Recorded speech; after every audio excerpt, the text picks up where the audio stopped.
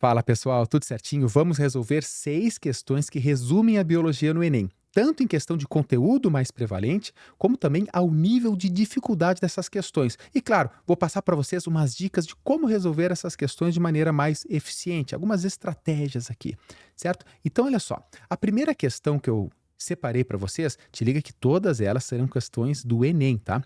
Ela fala o seguinte, ó, em um ecossistema é observada a seguinte teia alimentar. Lembre-se, uma teia alimentar é a união de diferentes cadeias alimentares, onde a setinha aponta para onde está sendo transferida essa energia. Por exemplo, a ave aqui se alimentou do peixe, então a energia está indo do peixe para a ave, portanto a setinha tem que estar apontando para a ave. Tranquilo? Muito bem, vamos ao comando da questão. Aqui é o primeiro macete que eu passo para vocês. O comando é muito importante. Quando é uma questão assim, com pouco enunciado, a gente fica até feliz, né? Mas enfim, quando tem textão, lá vai para o comando da questão. É sempre importante. Ó, o menor nível trófico ocupado pelas aves é aquele do qual elas participam como consumidores de. Certo, pessoal? Prestem bem atenção. Numa cadeia alimentar, nós temos sempre que identificar o seguinte. Lembre-se, uma teia alimentar é formado por diferentes cadeias alimentares. Então aqui você está identificando nesse momento várias cadeias alimentares. Olha a primeira, vamos identificar o produtor. O produtor é aquele organismo que faz fotossíntese ou quimiossíntese, é um organismo autótrofo, tá? Nesse caso aqui, quem é que faz fotossíntese? Algas, né, pessoal? Então esses aqui serão os produtores, tá? E por regra, todo produtor estará no primeiro nível trófico. Certo? Muito bem. As algas que são produtoras, elas serviram de alimentos para os insetos, então os insetos consumiram essa alga. Nesse caso aqui, os insetos serão consumidores primários e eles estarão no segundo nível trófico. Lembre-se disso, tá? Não confunda, consumidor primário, primeiro nível trófico. Não, primeiro nível trófico é do produtor. Os insetos serviram de alimento para os peixes. Se os insetos, nesse caso, são consumidores primários, os peixes que se alimentaram do consumidor primário serão eles consumidores secundários. Estarão, portanto, no terceiro nível trófico. E aí sim, finalmente, é o que a gente quer saber. As aves se alimentaram dos peixes. Essas aves aqui serão, neste caso, tá? A gente vai analisar toda a teia alimentar, mas nesse caso, representando por essa cadeia alimentar retinha aqui, eles serão consumidores terciários e estarão no quarto nível trófico. Tá? Mas preste atenção, aí vem um bizu master para vocês, prestar atenção. Ele quer saber o menor nível trófico ocupado pelas aves. Elas são, nesse caso, consumidores de primeiro, segundo. Tu vê aqui, consumidor terciário, tu vai marcar B. Não é a B, a C. Não é a C, eu vou explicar para vocês. Preste bem atenção. Repara que tem uma setinha nas aves chegando aqui, só que olha só, pessoal, tem outra setinha que vem aqui, tá? E outra setinha que veio aqui antes, que é a questão que envolve os moluscos. Então, os moluscos também se alimentaram das algas. Se eles se alimentaram das algas, os moluscos, neste caso aqui, serão consumidores primários e estarão no segundo nível trófico. Repara que nós identificamos aqui uma cadeia alimentar primeiro, tá? E aqui do lado nós estamos identificando já a segunda cadeia alimentar, no qual as aves fazem parte, porque teriam outras, os copépodes aqui, tem outras cadeias alimentares dentro dessa teia, mas a gente quer saber das aves, prestem bem atenção. Então, os moluscos também se alimentaram das algas. E os moluscos serviram de alimento para as aves. Nesse caso aqui, as aves, ao se alimentarem do molusco, elas serão consumidores secundários e estarão no terceiro nível trófico. Aí você fala, pode, professor, a ave aqui era o terceiro nível, ou melhor, quarto nível trófico consumidor terciário, aqui é terceiro nível trófico consumidor secundário, mas é o mesmo animal, como pode? Olha para o teu prato no almoço. Barbaridade. É arroz, é alface. Tá comendo alface, arroz ali, tu é consumidor primário, porque tu está se alimentando de um produtor, uma planta. Como assim? Claro, só que aí tem uma carninha do lado, está comendo um bife. O bife não é planta, o bife é um herbívoro. Ou seja, a carne vem de um herbívoro que, no caso, é um consumidor primário e, ao comer esse herbívoro, você, no mesmo momento que está comendo alface, está sendo consumidor primário, ao comer o herbívoro, está sendo consumidor secundário. Ao mesmo tempo, essa é a realidade das coisas. Então, essa é uma questão que eu separei para vocês, para tu te ligar nisso. Poderia ser uma questão mais simples, apenas de cadeia alimentar, mostrando algo linear. Aqui eles confundem um pouco mais, mas é a mesma coisa, tá, pessoal? Então, olha só, nesse caso aqui, nós temos que as aves, ao se alimentarem dos moluscos, são consumidores secundários, estão no terceiro nível trófico, mas quer saber isso aqui, tá, dos consumidores. E aí vem a pergunta novamente, o menor nível trófico. consumidor terciário é menor ou consumidor secundário é menor? Consumidor secundário, portanto, são consumidores de segunda ordem. Esse é o gabarito, certo, pessoal? Então vamos lá, adiante. Aqui nós temos uma questão clássica também do ciclo do nitrogênio. Então, olha só. O ciclo do nitrogênio é composto por várias etapas conforme a figura, sendo cada uma desempenhada por um grupo específico de micro-organismos, enfim, tá, olha só.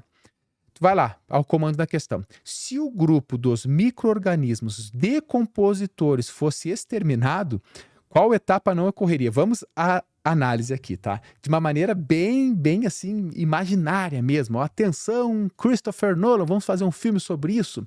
Steven Spielberg, professor Samuel estava dando aula. Esse é a sinopse, tá? E de repente o professor Samuel morre, para aqui.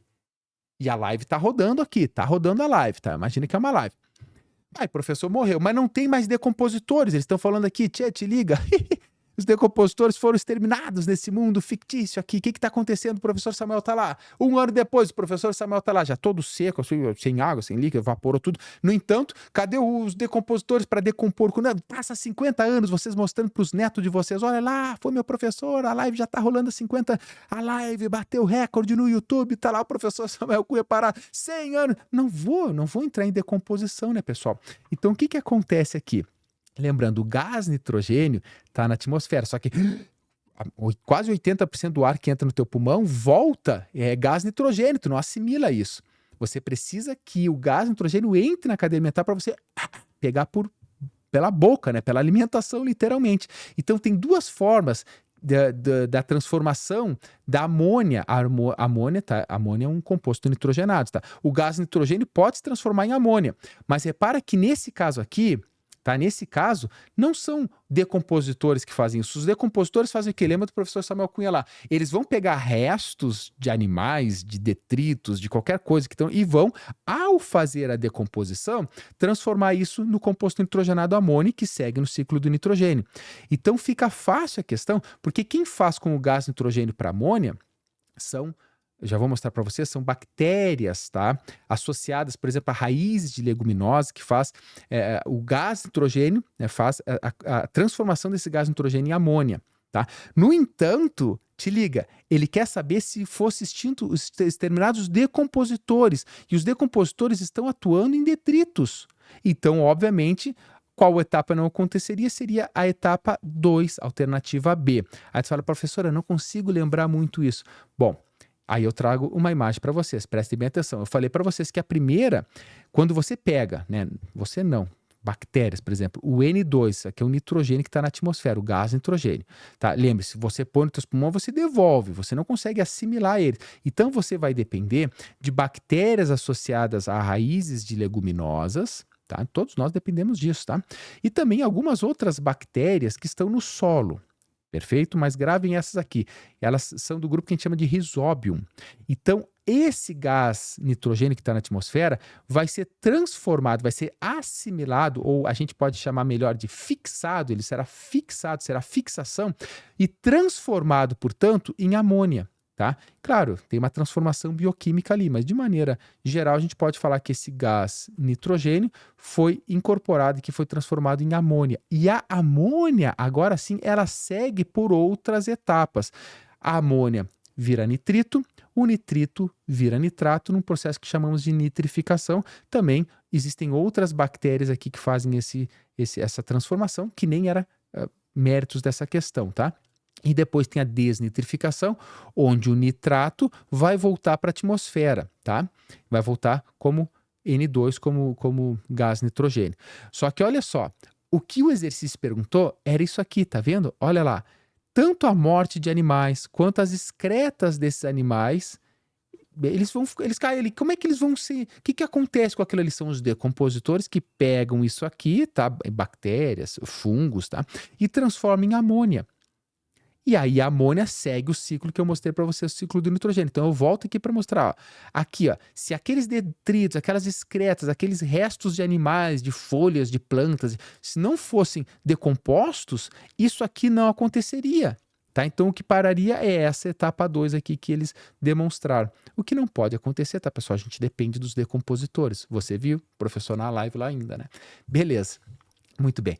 A próxima questão que eu separei para vocês é importantíssima, que envolve cones e bastonetes, as células da retina, e também genética. Então repara que peguei lá as primeiras questões, a gente trabalhou ali um pouco com ecologia, ciclo do nitrogênio, também está dentro de ecologia, agora a gente vem para genética barra fisiologia aí. Então olha só, a incapacidade de perceber certas cores é denominada daltonismo, tá? Lembre-se lá, pessoal, nós temos duas células na retina, que são chamadas de cones e bastonetes, tá? Os cones têm a responsabilidade de perceber cores. Fica fácil, cones, cores. E os bastonetes, a intensidade luminosa, tá? Luminosa.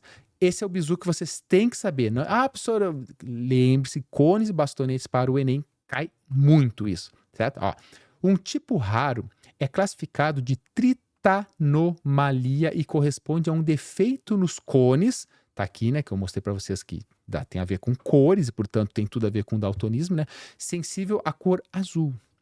O gene responsável pela herança situa-se no cromossomo 7, permitindo que homens e mulheres sejam igualmente afetados. Moçada, cromossomo 7, tá? E tá falando, não é um cromossomo sexual, falando que homens e mulheres são igualmente afetados. Isso é importante para esse exercício. Seguindo, além disso, casais sem tritanomalia podem ter crianças com a herança.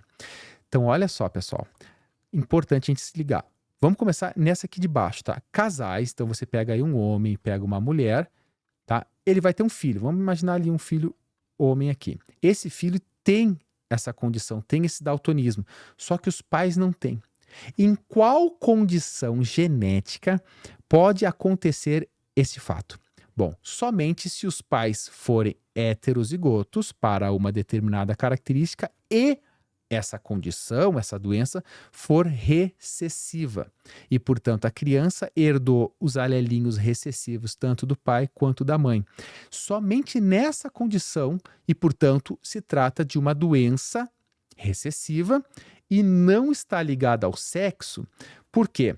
Porque fala aqui, ó, homens e mulheres igualmente afetados. Então não está ligado ao cromossomo X ou ao cromossomo Y.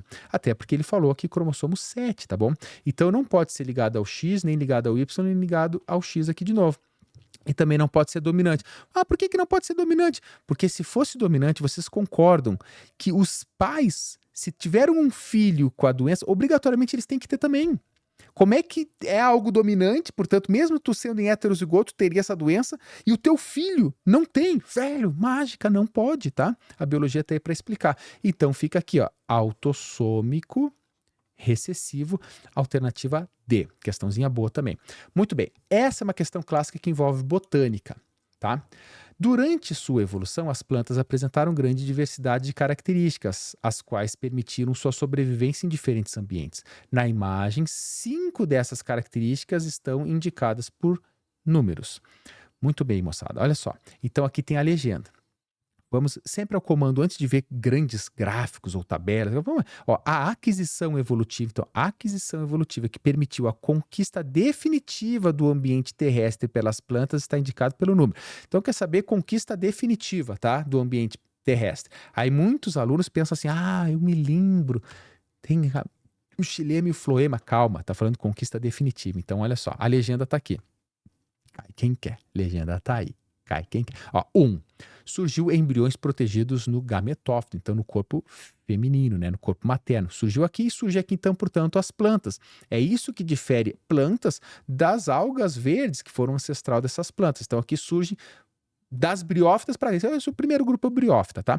Em 2, nós falamos aqui, ó, nós vemos tecidos condutores verdadeiros, tá? Então aqui, xilema e floema. Repara que xilema e floema parte para chegar em pteridófitas, gimnospermas e angiospermas. Portanto, para trás, lá, musgos, não tem. 3.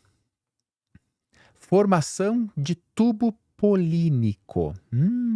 Aí está. Moçada, aqui tem a formação do tubo polínico. Porque, olha só, o tubo polínico é o seguinte, tá? Tem que chegar o gameta, vou fazer um desenhozinho bem simples aqui, tá? Mas aqui está o gameta feminino.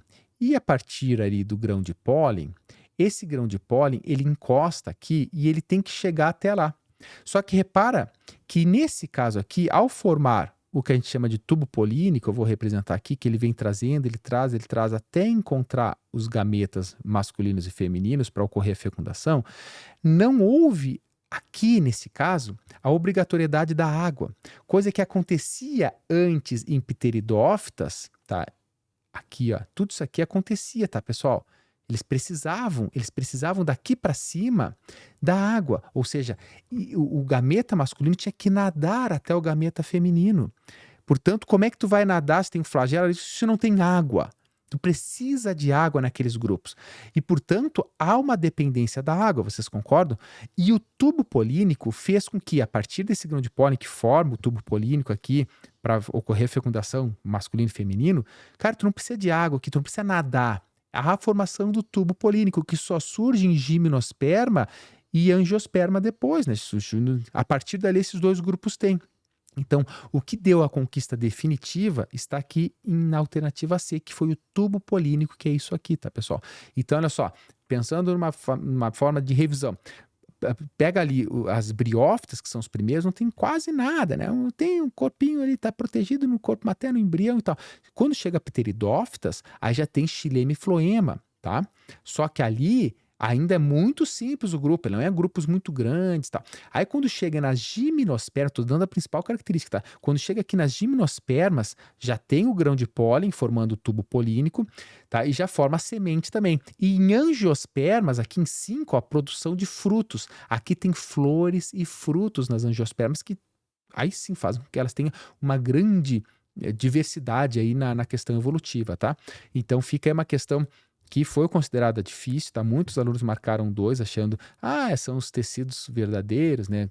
Xilema e floema, mas não, tá, pessoal? Não. Adiante aqui agora. 5. Um dos exames clínicos mais tradicionais para medir a capacidade reflexa dos indivíduos é o exame de reflexo patelar. Tá? Tu bate no joelho, na patela ali, tua perna faz assim voluntariamente, né? Barbaridade. Esse exame consiste na estimulação da patela, um pequeno osso localizado na parte anterior da articulação do joelho, com um pequeno martelinho, né, pessoal? Eu lembro quando eu era pequenininho no pediatra, eu fazia assim com a perna, até nas aulas práticas lá, quando eu estava dando aula presencial lá, eu botava um aluno ali sentado na mesa, batia assim, e fazia, como assim, professor? Aí está. Bom, a resposta reflexa ao estímulo é caracterizada pelo levantamento da perna em que o estímulo foi aplicado. O comando da questão, qual a região específica do sistema nervoso coordena essa resposta, tá? Que é o reflexo patelar, ou também a gente pode chamar de maneira genérica ato reflexo. Certo, pessoal? Aqui, para resumir, eu trouxe para vocês, ponte não pode ser. Vou riscar aqui, deixa eu só apagar primeiro, tá? Ponte não pode ser, que faz... A ponte fica aqui, né? Então, principalmente aqui, a principal função da ponte, controle da respiração. E, óbvio, tem outras funções vitais aí do nosso corpo, mas o controle da respiração é o que eu resumo para vocês. O cerebelo dá equilíbrio, coordenação fina, também não tem a ver com o ato reflexo, já vão entender, né? O hipotálamo é uma região ali, tá? Muito importante, que faz um intermédio ali entre o sistema endócrino e o sistema nervoso central e tal. Então, ele tem parte tanto endócrina quanto temperatura, produz aqui no hipotálamo o ADH e a ocitocina, por exemplo, certo? E a neurohipófise é uma partezinha da hipófise que tem por função armazenar o ADH e a ocitocina, que é o hormônio antidiurético, a ocitocina que foi produzida lá no hipotálamo. Então ela armazena e depois libera a neurohipófise. Então, repara que é a medula, mas eu vou explicar para vocês. Não é a medula óssea, tá, pessoal? É a medula aqui do sistema nervoso central, medula espinal, que passa pela tua coluna. Então, prestem bem atenção, que isso é muito legal. O ato reflexo é uma defesa. Em algumas situações, tu não pode pensar se eu estou sentindo dor, se tem alguma coisa, para depois raciocinar, para depois... Não, o troço tem que ser um estímulo na hora. Então, imagina, receber essa martelada ali no joelho. Essa martelinho pequeno, vai conduzir o impulso nervoso por um que a gente chama de neurônio sensitivo, porque ele sentiu, então é sensitivo. Chegou aqui na medula, tá vendo? Medula espinal, dentro da tua coluna vertebral, tá? Aí na tua coluna, não é nos teus ossos longos, muito cuidado. Aqui vai acontecer um neurônio, uma interpretação a partir de um neurônio associativo que tem entre os dois e vai mandar a resposta para o neurônio motor, que chega a essa resposta ao teu músculo, tá? Da tua coxa aí, e tu levanta. E aí tu tens esse reflexo aqui, tá? É quase que imediato. Então tu imagina só, quando te deram uma martelada aí na patela e tu levantou quase que instantaneamente o teu joelho, o que aconteceu foi chegar um estímulo até o teu sistema nervoso central, só que não no cérebro, tá, pessoal? Nenhuma dessas partes, cerebelo, não, na medula espinal. Houve a interpretação naquela região mesmo, e aquela região devolveu o estímulo para o teu músculo para fazer isso.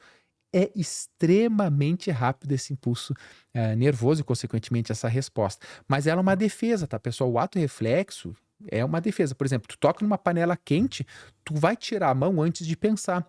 Acontece isso também em sustos. A pessoa, mas eu levei um susto e joguei na cabeça da pessoa que me assustou, sei lá, uma caneca. Mas eu nem pensei e joguei. Claro, cara, tu não pensou, foi um estímulo assim, tu não depois que tu raciocina o que aconteceu ali, tá? Então, uma questão aqui de fisiologia muito legal pra gente revisar, também típica de Enem. E a última que a gente vai revisar aqui, tá, pessoal? Eu recomendo, tô falando isso na sexta questão, mas dá uma pausa e primeiro resolve para depois ver a minha resolução, tá bom? Olha só, organismos autótrofos e heterótrofos. Autótrofos são os quimiosintetizantes ou fotossintetizantes, ou seja, que produzem o seu composto orgânico. E os heterótrofos são os consumidores. Volte lá na primeira questão que você vai se lembrar que eu falei, consumidor primário, secundário, terciário, enfim. Realizam processos complementares que associam os ciclos do carbono e do oxigênio. Então, ciclo do carbono e do oxigênio. Pensa comigo, tu comeu pão, esse pão tu tirou a energia e os carbonos dessa glicose que estavam no pão, você botou para fora e via por tipo CO2, né? Tipo não, por CO2 para os teus pulmões. Esse CO2 na atmosfera foi capturado por um organismo fotossintetizante e o mesmo carboninho que tu botou para fora, que está no teu CO2, é utilizado para montar a glicose numa planta. Aí a planta, ao fazer tudo isso, gera como resíduo o O2, que você utiliza para conseguir quebrar a glicose, tá, do teu pãozinho lá que tu comeu. Então, tu tá botando o CO2 para fora, a planta tá aproveitando, tá botando o O2 para fora, tu tá pegando esse O2, tu tá quebrando a glicose a partir da respiração celular, está devolvendo o CO2 que ela está utilizando para montar a glicose, assim a gente fica num ciclo entre nós e os produtores, tá bom? E os autótrofos fotossintetizantes. Enfim, o carbono fixado pela energia luminosa ou a partir de compostos inorgânicos, quando é compostos inorgânicos são quimiosintetizantes e quando é fixado pela energia luminosa são os fotossintetizantes, tá? É eventualmente degradado pelos organismos, resultando em fontes de carbono como metano ou gás carbônico, o nosso caso aqui, tá bom, pessoal? Ainda outros compostos orgânicos são catabolizados pelos seres, como menor rendimento energético, produzindo compostos secundários. Então, quando fala aqui com menor rendimento energético, produzindo compostos secundários, subprodutos, nós estamos falando de fermentação, porque nós fazemos respiração celular, precisamos do O2. Só que, se você não tem O2, nós não somos dependentes dele, mas um organismo, tipo uma levedura que não tem o O2, ela não vai ficar mal, ela vai fazer fermentação. E aí, a partir da fermentação, ela vai produzir um pouco menos de energia, tá? E vai gerar um subproduto aqui. Muito bem, que podem funcionar como combustíveis ambientais. Olha que loucura, né? Então, por exemplo, quando fala em combustível ambiental, é meio estranho, mas um combustível feito a partir da fermentação é o etanol. Loucura, né? Legal. Agora vamos aqui que eu vou explicar para vocês. O processo metabólico associado à expressão combustíveis ambientais é a fotossíntese. Não pode ser fotossíntese. Então, o que é fotossíntese? Vai pegar água, né? Vai pegar o CO2, tá? Vai ter energia luminosa, tá? Luz, e vai produzir C6H12O6,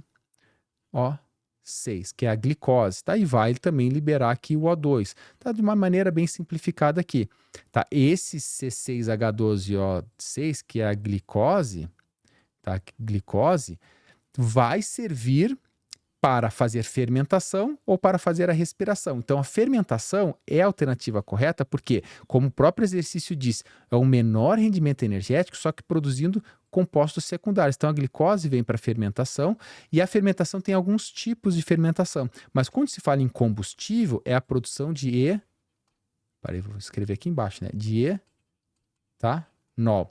Quando a gente produz etanol, nós não, porque nós não fazemos esse tipo de fermentação. Mas, por exemplo, uma levedura, ela está produzindo energia e o etanol é o resíduo, porque ela não consegue oxidar completamente a glicose. Então, sobra esses subprodutos. E o etanol, por exemplo, a gente usa aí como um combustível para os nossos carros, que não é energia fóssil, é uma energia, né, que vem aí do ambiente, né? Por exemplo, da fermentação de cana-de-açúcar, por exemplo, de compostos orgânicos ali feitos por essas leveduras, tá? Então, essa é a alternativa certa. Quimiossíntese não é, porque a quimiossíntese algumas bactérias podem fazer quimiossíntese, né? O Arqueas pegam compostos inorgânicos e a partir desses compostos inorgânicos, elas fazem os seus compostos orgânicos, tá? E esses compostos orgânicos, a gente pega nós pela alimentação, elas pela quimiossíntese. Elas vão utilizar os compostos orgânicos produzidos a partir de inorgânicos, olha que louco, para produzir aí sim a sua energia, tá?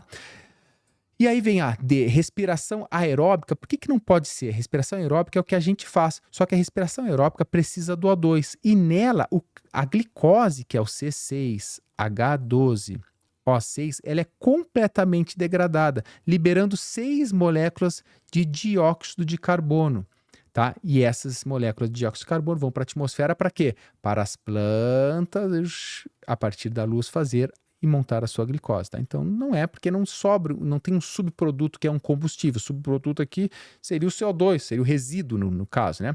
E a fosforilação oxidativa também não, porque a fosforilação oxidativa é a última etapa da respiração aeróbica.